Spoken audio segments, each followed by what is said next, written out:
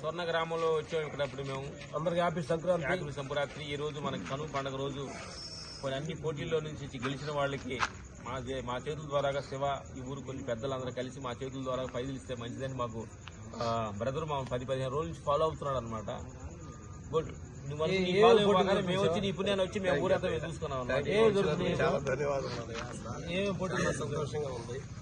ఈ యొక్క స్వర్ణ సేవ సమితి క్రీడా సంబరాల్లో భాగంగా వాలీబాల్, క్రికెట్, తర్వాత రన్నింగ్, ముగ్గులు పోటీలు, చెస్, ఎస్ఆర్ఐటి కాంపిటీషను, తర్వాత కంప్యూటర్లో సంబంధించిన ఎంఎస్ వర్డ్ కానీ ఎంఎస్ ఎక్సెల్ కానీ ఏ విధంగా వాళ్ళు పిల్లలు తొందరగా టైప్ చేస్తారనేది ఈ విషయంలో కానీ, తర్వాత వచ్చేసి నా రైతులకు సంబంధించి ఆర్గానిక్ ఫార్మింగ్ లో రైతులు ఏ విధంగా ముందుకు వస్తున్నారు అనే దానిలో వాళ్ళకి శిక్షణ ఇప్పించి, బాపట్ల అగ్రికల్చర్ యూనివర్సిటీ నుంచి యోగాన్ని తెప్పించి కొంతమందికి శిక్షణ ఇప్పించి వాళ్ళ ద్వారా ఆర్గానిక్ పంటల్ని ముందుకు తీసుకెళ్లాలనే ఉద్దేశంలో వాళ్ళకి కూడా దాన్ని పరిచయం చేసి ఈ రోజు మనకి ఈ నల్ల బియ్యం అంటాం, బ్లాక్ రైస్ వాటిని కూడా ఫార్మింగ్ చేసి జనరల్ రైస్ అంటే ఈ బీపీటీలు ఈ నెంబర్లు కన్నా వాటికన్నా ఇంకొక 5 బస్తాలు ఎక్స్ట్రా పండించే విధంగా తయారు చేసి ఈ రోజు రైతులు కూడా ముందుండి నడిపించడం జరుగుతుంది.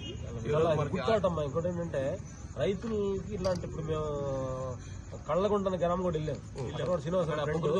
ఆయన కూడా ఊర్లకంతా ఇట్లాంటి కొత్త స్పీడ్ ఓపెన్ చేసి కొత్త పొప్పుడు ప్రసాద్ అని నెంబర్ ఉన్నారు మనకి మదనపల్లి ఆయన.